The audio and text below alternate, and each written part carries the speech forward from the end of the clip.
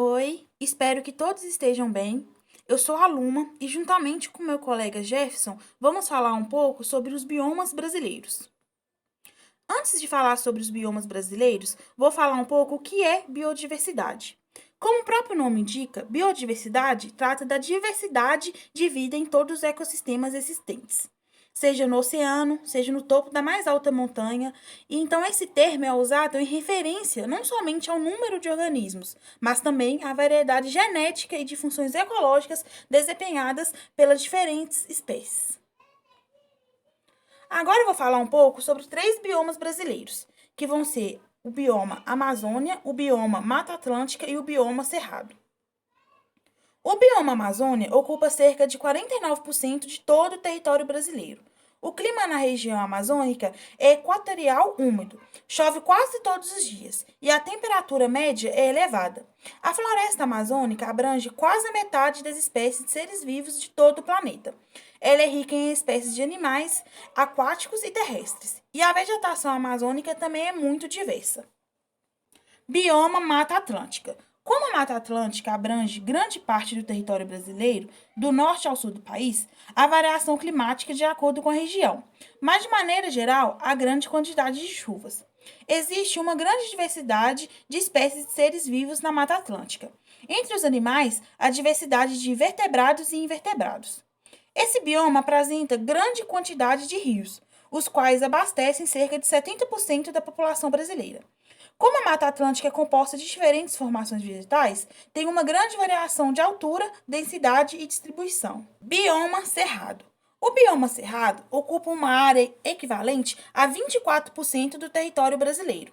O clima do cerrado é tropical, então a temperatura é quente e não varia muito durante o ano. É importante destacar que há uma grande diversidade de animais nesse bioma. As árvores que compõem o cerrado costumam apresentar troncos grossos e tortuosos, e suas raízes podem atingir até 15 metros de profundidade, para que a vegetação possa encontrar água.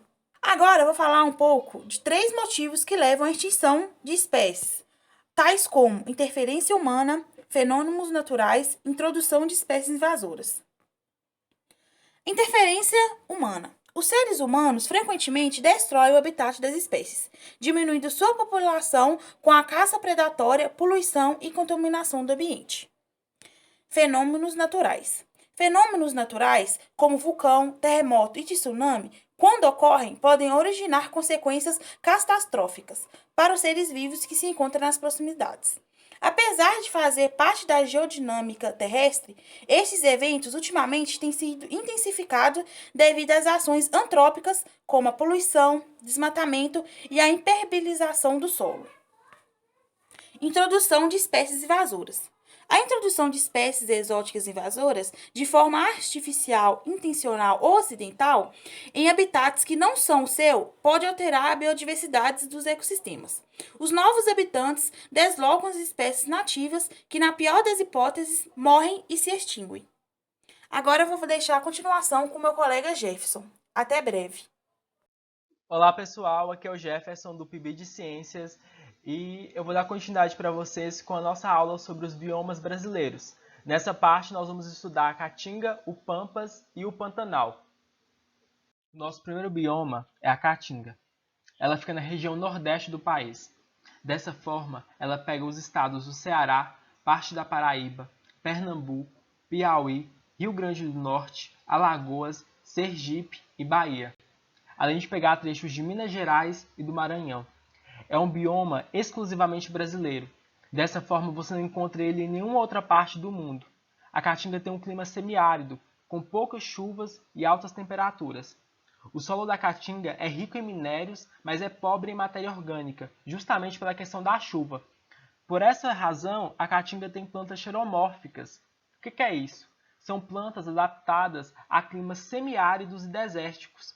Por essa razão que na Caatinga tem muitas espécies de cactos, que são plantas extremamente adaptadas para ambientes secos e que reservam água. Aqui nós temos alguns exemplos de animais presentes na Caatinga, como a arara vermelha e a iguana verde. O nosso próximo bioma é o Pampas, ou Campos Sulinos. O Pampas está aqui na região sul. no finalzinho do Brasil, como a setinha está mostrando. O Pampas abrange partes do estado do Rio Grande do Sul e extrapola também o território brasileiro, podendo chegar no Uruguai e na Argentina. Lá no Pampas, o clima é subtropical úmido. Dessa forma, chove durante todo o ano, não tendo períodos de seca como a Caatinga, que foi o último bioma que nós vimos. E no Pampas, tem muitas plantas de porte baixo, como nós podemos ver aqui. Nós temos aqui alguns exemplos de vegetação do Pampas, como o capim do Pampas e as gramíneas, que são as principais responsáveis pela vegetação do Pampas. E aqui nós temos alguns exemplos de espécies presentes no bioma do Pampas, como o pica-pau-chorão e o surubim. O nosso terceiro e último bioma é o Pantanal. O Pantanal fica na região centro-oeste do país, como nós podemos ver aqui.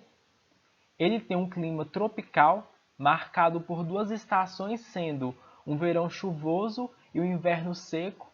Nas estações da chuva, o Pantanal fica completamente alagado, e nas estações da seca, toda essa água escorre para lagos e rios. O Pantanal também tem uma vegetação extremamente diversificada, tendo presença de espécies desde o Cerrado até espécies da Amazônia. Aqui nós temos exemplos de espécies de plantas do Pantanal, como o ipê rosa e a vitória régia. E aqui nós temos exemplos de animais do Pantanal, como o tuiuiu e a sucuri. E por hoje é isso, pessoal. Muito obrigado por terem assistido o vídeo até aqui.